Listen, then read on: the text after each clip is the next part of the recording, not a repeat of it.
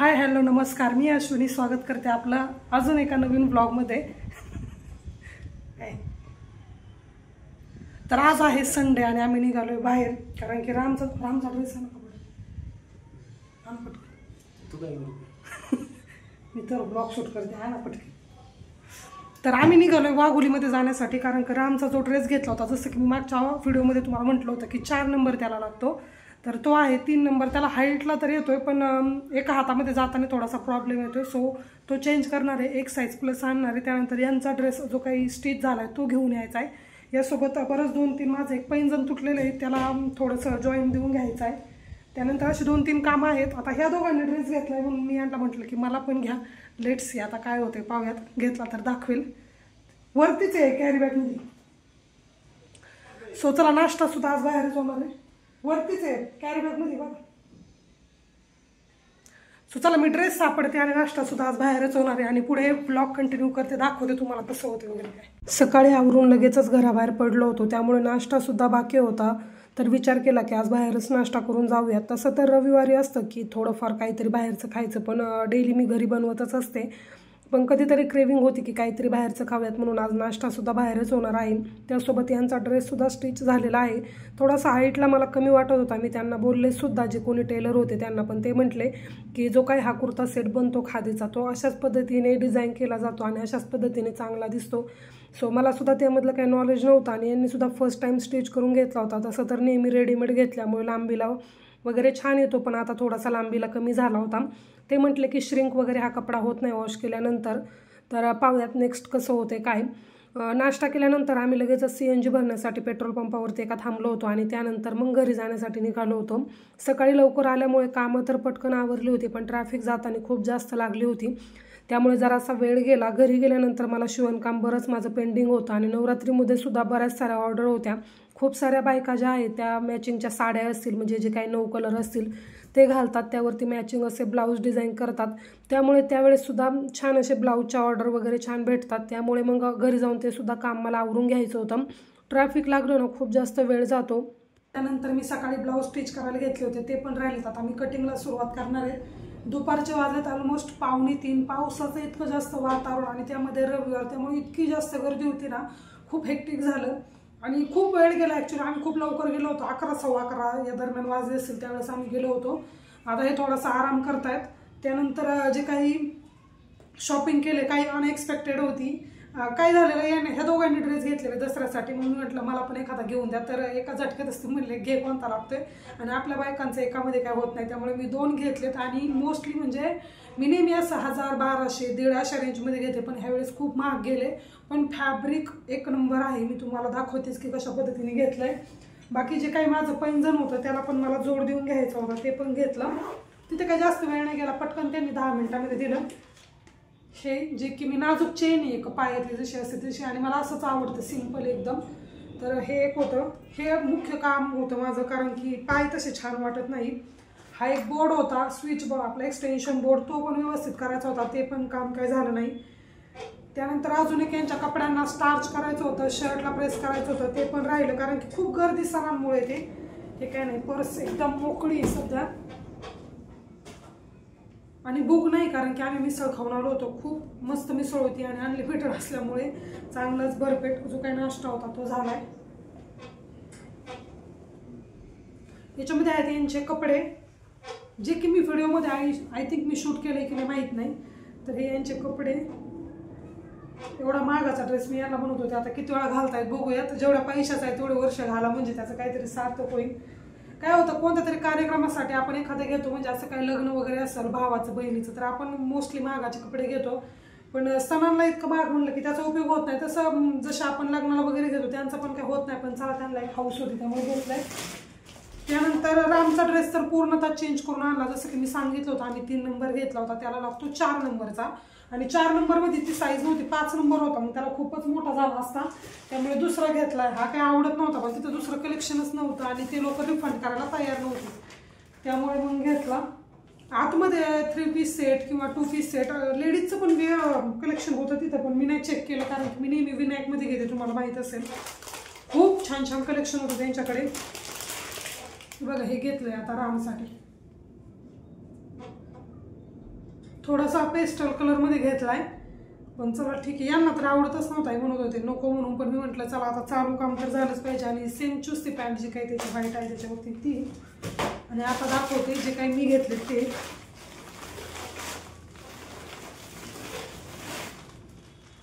ते पाहिजे त्यांचा ॲड्रेस पडई चौकातच आहे. ते उलटा दिसत असेल मे बी, कारण व्हिडिओ मी फ्रंट कॅमेराने शूट करते आहे. विनायक म्हणून आहे, माझे नेहमी सगळे कपडे तिथेच असतात मोस्टली. मागच्या वेळेस मी इथून आदर्श टेक्सटाईलमधून घेतले होते, त्यावेळेस पण 5 का 6 जोडी कपड्याचे घेतले होते. आणि आज हे 2 घेतलेत. तर चला तुम्हाला दाखवते नेमकं कशा. आणि फॅब्रिक इतकं छान आहे ना. 4,500 रुपये सांगितले होते आम्हाला कपड्यांचे, कारण एक सेट जो आहे तो आहे, एक आहे 2200च्या रेंजमध्ये आणि तो किती 2250 याच्यावरती. तर हा असा आहे, पिंक नाही रेड कलर आहे. आता तुम्हाला कॅमेऱ्यामध्ये कोणता कलर दिसतोय काय माहिती. छान एकदम लॉंग. आणि कपडाच मला कपडा इतकं जास्त आवडला ना, खूप जास्त दिवस टिकेल. हे 2 लटकन आहे त्याला. त्यानंतर समोरून छान अशी ही एम्ब्रॉयडरी पहा, खूपच छान आहे. टोचणारी वगैरे नाही आहे, पण याला मिरर आहेत तर मी ते काढून टाकेल, कारण की मग रामला घेतलं ना टोचल वगैरे, त्यामुळे सो मिरर मी काढून टाकेल. आणि पॅन्ट वगैरे खूप छान छान कलेक्शन होतं. आणि 3 पीस सेट आहे. वरती माझ्याकडे रेड कलरच नव्हते राहिले ड्रेसमध्ये. रेड कलर मला खूप आवडतो, म्हणजे जेव्हा पण मी कपडे घ्यायला जायचे ना, माझे वडील नेहमी मला रेड कलर घ्यायचे, त्यांना रेड कलर खूप आवडतो. आणि त्यानंतर ही आहे पॅन्ट. पॅन्टचं फॅब्रिकसुद्धा इतकं छान सुंदर आहे ना, आणि एकदम कम्फर्टेबल अशी पॅन्ट आहे मोठी. मी सगळं डबल XL साईजमध्ये घेते, कारण की जो कुर्ता असतो तो मला LXL बसून जातो, पण पॅन्ट बसत नाही, पॅन्टचा प्रॉब्लेम होतो त्यामुळे. आणि इथं बॉटमला पण एक छान अशी एम्ब्रॉयडरी टाईप म्हणूया तसंच केलेलं आहे, काहीतरी जरदोसीचे छोटे छोटे स्टिच टाकलेले. ही आहे याची पॅन्ट. आणि हा दुपट्टा जो की मला अप्रतिम आवडला, खूपच छान आहे, एकदम प्रिंटेड फॉल प्रिंट केलेली याच्यावरती. आणि यांना पण चॉईस आहे बऱ्यापैकी. दरवेळेस आता मी कपडे घ्यायला यांनाच घेऊन जाते, यांना आवडतात त्या पद्धतीने घेते. अजून एक नवरात्रीसाठी खूप छान असा पोपटी कलरमध्ये ड्रेस होता, डार्क थोडासा पोपटी कलर असेल असा, इतका छान दिसत होता. पण त्याची कॉस्ट होती 350च्या आसपास होतं काहीतरी. म्हटलं दिवाळीला पाहूयात. ते बाई म्हणत होते की घ्या घ्या घ्या, म्हटलं नको ह्यावेळेस नको, दसराला ठीक आहे. बहुतेक तरी मी हे साडीच घालेल, पण घरी जाताना ठीक आहे. आणि हा कलर यांना खूप आवडला, डार्क पर्पल कलर आहे हा. मला डार्क कलर शक्यतो तरी मी टाळते घेण्याचं, कारण की कलर माझा सावळा आहे, त्यामुळे माझ्यावरती डार्क कलर जास्त जात नाही. पण तरीसुद्धा याच्यावरची एम्ब्रॉयडरी वगैरे ना मला खूप जास्त आवडली. आणि कपडा इतका छान सॉफ्ट मऊ लागतोय ना, पॉसिबल झालं तर मी घालून सुद्धा दाखवेल तुम्हाला कशा पद्धतीने दिसतंय. आणि हे इथं तर खूपच छान वर्क केलेलं, हे मला खूप जास्त आवडलं, कटवर्कमध्ये जे काय आहे ते. आणि मी ज्यावेळेस मी तिथं लावून पाहिलं असं मिररला, त्यावेळेस पण छान वाटत होतं. हे पण म्हटलं ठीक आहे घे. सो एक घेतलं. आता टॉप खूप मोठे होतील, मला पाठीमागे टक्स पण टाकावे लागतील आणि साईडने फिटिंग पण करावे लागेल. तर हा आहे दुसरा. त्यानंतर ही आहे याची पॅन्ट, सेम त्याच पद्धतीने बॉटमला हे केलेले बघ वर्क केलेले. मला असे पॅन्टचं कलेक्शन खूप आवडायला लागले, काही कार्यक्रम वगैरे असले की छान वाटतात घालायला. कम्फर्टेबल अशी पॅन्ट, खूप महाग बसले पण ठीक आहे, क्वालिटी म्हटलं की पैसे द्यावेच लागतात. यांचं कसं असतं थोडंसं महाग घे पण चांगलं घे असं. मी नेहमी सुरुवातीला पहिले तुळशीबागमधून टॉप वगैरे आणायचे, यांना अजिबात आवडायचे नाही, म्हणायचे चांगलं घे काहीतरी टिकेल असं घे, उगं घालायचं 1-2 महिन्यात टाकून द्यायचं, त्याला माहिती हिचं कसं असते, त्यामुळे विचारपूर्वक घ्या. हे बघ ओढणीला पण फॉईल प्रिंट वगैरे आणि खूप छान ओढणी आहे. मला तर खूप आवडले यावेळेचे ड्रेस. आणि गेल्या सुरुवातीलाच हा फर्स्ट नंबर दाखवला रेडवाला, आणि 2-3 दाखवल्यानंतर लगेच हा पर्पलवाला दाखवला. हे दोन यांना आवडले, म्हटले अश्विनी हे 2 घेऊन टाक. घेतले पा. माझं काहीच नक्की नव्हतं घेण्याचं वगैरे, पण म्हटलं तुम्ही दोघांनी पण घेतले तर मला घ्या काहीतरी. आणि त्यांना वाटलं काही नाही 1000-1200च्या रेंजमध्ये घेईल, पण त्यांचं बजेट खूप जास्त गेलं. तर अशा पद्धतीने घेतले. स्लीव्ज वगैरे बसून घेणार होतो, पण ते म्हटलं आता भेटणार नाही, कारण की सगळं सणाचं वातावरण खूप घाई होती. म्हटलं चला घरी गेल्यानंतर मला माहिती माझ्याकडून तर काय बसून होणार नाही, ते म्हणले नेक्स्ट टाइम आले की बसून देतो. सो पाहूयात, नाही तर मग मी माझंच बसून घेईल घरी. सो अशा पद्धतीने ही काही शॉपिंग होती ती झाली. रामचा ड्रेस पण चेंज करून झाला, पण त्याला आता लागणार आहे मला फिटिंग करायला. पण सुरुवातीला आता उद्या परवा तर आम्ही गावाला जाऊ दसऱ्याला, पाहूयात. सुरुवातीला पहिल्यांदा मी माझे जे काही अर्जंट ब्लाऊज आहेत घरचे आणि इथले ते उरकून घेते, कारण की घरचे पण मला प्रचंड ओरडायला लागलं. म्हणतात आम्ही पैसे देतो पण आमचे शिवून द्या, असा गोंधळ झाला, त्यामुळे ते पहिलं आवडते. त्यानंतर आता मी ठेवणार आहे चहा, कारण की वातावरणच इतकं छान झालं ना. आणि काल मी जी तुम्हाला मशीन दाखवली, 1 मिनिट मी तुम्हाला दाखवते कोणती मशीन.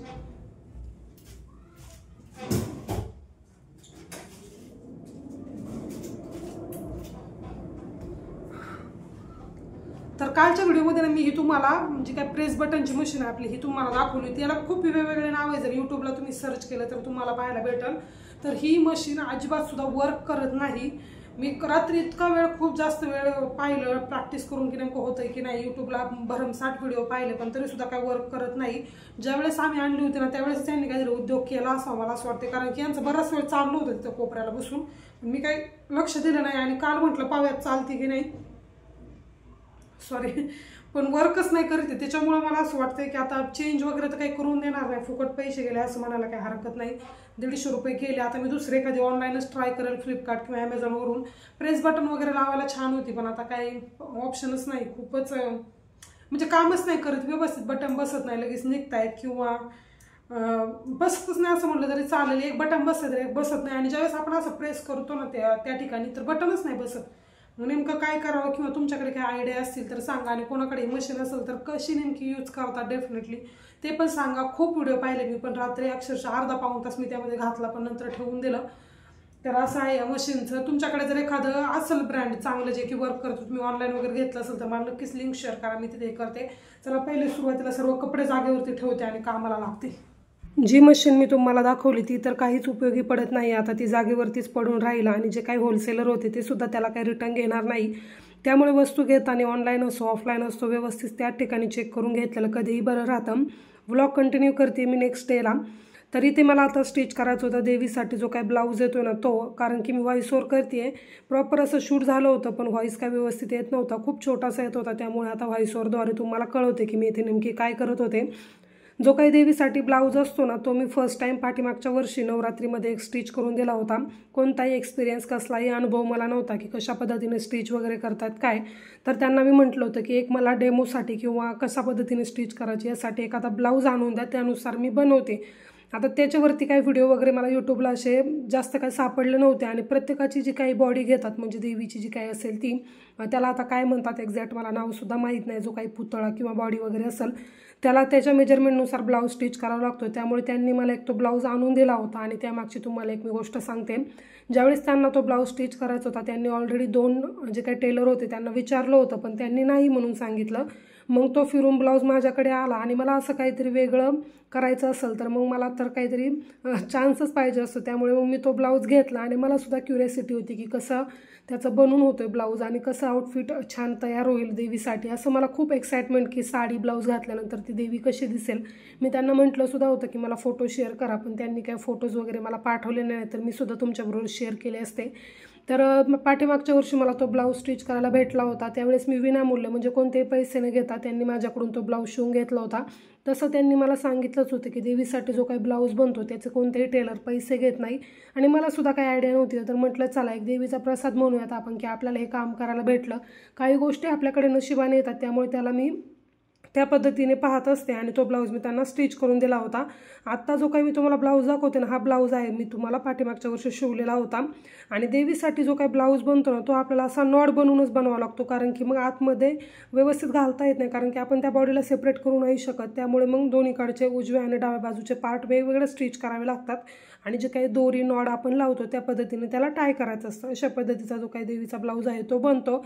आता व्हिडिओ मी खूप उशिरा पोस्ट करते, नाही तर कशा पद्धतीने मी कटिंग स्टिचिंग केलं होतं हे सुद्धा तुम्हाला थोडक्यात दाखवलं असतं, कारण की खूप ठिकाणी नवरात्रीमध्ये देवी बसतात त्यावेळेस तुम्ही अशा पद्धतीने ब्लाऊज स्टिच करून घेऊ शकता। एक वेळेस तुम्ही देवीला घातल्यानंतर ती साडी तुम्ही यूजसुद्धा करू शकता अशा त्या मला सांगत होत्या। त्यातील थोडासा ब्लाऊज पीस देवीसाठी काढून घ्यायचा आणि जर मेजरमेंट कमी असेल तर मोठ्या एखाद्या लेडीचा सुद्धा ब्लाऊज पीस त्याच्यामध्ये होतो। आणि मुख्य म्हणजे हा जो ब्लाऊज शिवतो त्याला आपण कसलंही अस्तर लावत नाही, लावतात का नाही हे मला माहीत नाही, पण नवी कोरी साडी देवीसाठी लागते, त्यामुळे मग त्यांनी सांगितलं होतं की अस्तर वगैरे काहीच अटॅच करू नका, फक्त शिवून द्या। हा ब्लाऊज आहे पाठीमागच्या वर्षीचा आणि याचा मी शॉर्ट व्हिडिओसुद्धा बनवला होता, पण त्यावेळेस ती क्लिप मी शूट केली की नाही हेच मला एक्झॅक्टली आठवत नव्हतं। मी खूप सारे व्हिडिओ चेक केले पण त्यामध्ये मला तो काय ब्लाऊज सापडला नाही, तो व्हिडिओ जो काय पर्टिक्युलर तो। त्यामुळे आता ह्या लॉंग व्हिडिओमध्ये मी तुम्हाला दाखवते। आजच मी इन्स्टाला एक शॉर्ट व्हिडिओ यावरती पोस्ट केला होता, तर त्यावेळेस कप्ताईंच्या कमेंट आल्यात की नाही घेत पैसे वगैरे, तर मी सुद्धा आता काही घेणार नाही, कारण की आपल्याला काही गोष्टी माहीत नसतात आणि माहीत करून घेण्यासाठी जो काही आनंद असतो तो सुद्धा वेगळाच असतो। अशा खूप साऱ्या गोष्टी शिकायला भेटतात कोणतंही क्षेत्र असो त्यामध्ये। आता हा ब्लाऊज शिवला आहे आणि त्यानंतर जो काही नेक्स्ट ब्लाऊज आहे तो मी तुम्हाला दाखवते की मी कशा पद्धतीने स्टिच केला आहे। त्याच्यावरची जी काही साडी होती ना ती ब्ल्यू कलरची होती आणि ब्लाऊज जो आहे तो पिंक कलर म्हणजे राणी पिंक कलरमध्ये असा होता।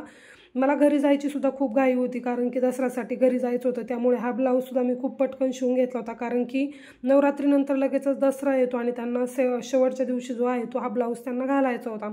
पाठीमागच्या वर्षी ना मी त्यांना अशी बलून स्लीव्स बनवून दिली होती, त्यांनी काही सांगितलं नव्हतं पण मी मनानेच बनवली होती आणि त्यांना तो ब्लाऊज इतका आवडला। त्यांनी त्यानंतर एका टेलरकडून स्टिचसुद्धा करून घेतला होता पण त्यांना तो काही ब्लाऊज आवडला नाही आणि मग त्यांनी सांगितलं की ज्या टेलरकडे आधी हा ब्लाऊज शिवला होता ना त्यांच्याकडेच द्या आणि सेम त्याच पद्धतीने बनवायला सांगा। आता मुंडा वगैरे असेल किंवा गळा असेल हे सर्व मी अंदाजेच घेतलं होतं, जो काही ब्लाऊज त्यांनी सुरुवातीला मला दिला होता त्यावरून।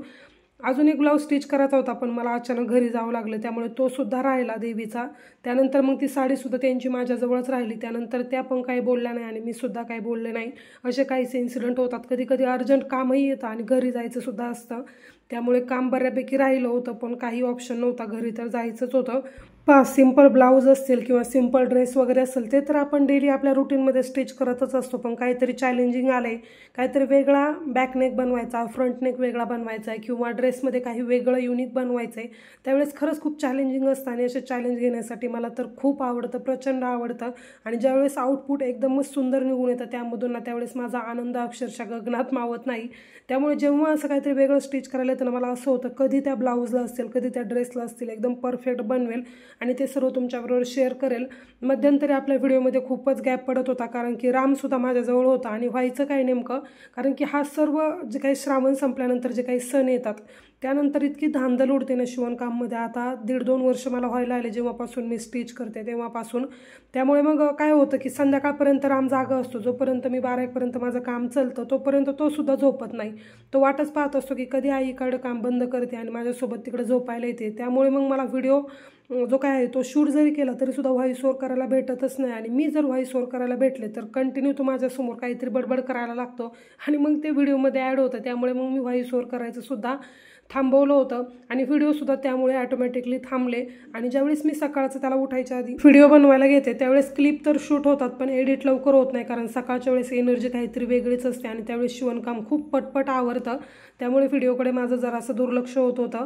पण तरीसुद्धा स्लोली स्टडीली मी सर्व जे काही व्हिडिओ आहेत ते तुमच्याबरोबर नक्कीच शेअर करेल। दिवाळीचे सुद्धा काही महत्त्वाचे व्हिडिओज असतील, म्हणजे कशा ऑर्डर येतात, कशा कंप्लीट करते किंवा ह्यावेळेस खूप सारं काम असतं आपल्याला अर्जंट, त्यावेळेस कसं ग्रिप पकडायचे आणि आपलं काम कंप्लीट करायचे याच्यासुद्धा काही टिप्स नक्कीच शेअर करेल। आता घरून आल्यानंतर ना मला काही बऱ्याचशा ऑर्डर होत्या ज्या की पेंडिंग होत्या आणि त्यातील एक दोन ब्लाऊज होते ते सुद्धा मला द्यायचे होते, त्यांनीसुद्धा वेळेवरती मॅनेज केलं आणि ब्लाऊजबद्दल काही नाही। असे काही कस्टमर असतात जे आपल्याला खूप रूडली बोलतात ज्यावेळेस आपण अर्जंट ब्लाऊजची ऑर्डर घेतो आणि कंप्लीट होत नाही, त्यावेळेस अक्षरशः ऐकून घेण्याची आपलीसुद्धा मनस्थिती नसते, कारण की असं वाटतं की नाही 200-250 रुपये करतात ते कस्टमरसुद्धा आपल्याला एवढं बोलून जातं की ऐकावं असं वाटत नाही। पण काही कस्टमर खरंच खूप समंजस असतात, समजून घेतात, म्हणतात ठीक आहे नाही झालं ना मी काहीतरी ॲडजस्ट करेन दुसरं घालेन, पण काही कस्टमर ऐकतसुद्धा नाही। मी जास्त काय ऐकून घेत नाही पण होतं कधी कधी, आता आपलीसुद्धा चुकी असते, आपल्याला जर होतच नसेल तर नाही घेतलेलं बरं असं सुद्धा मला बऱ्याच वेळा वाटतं।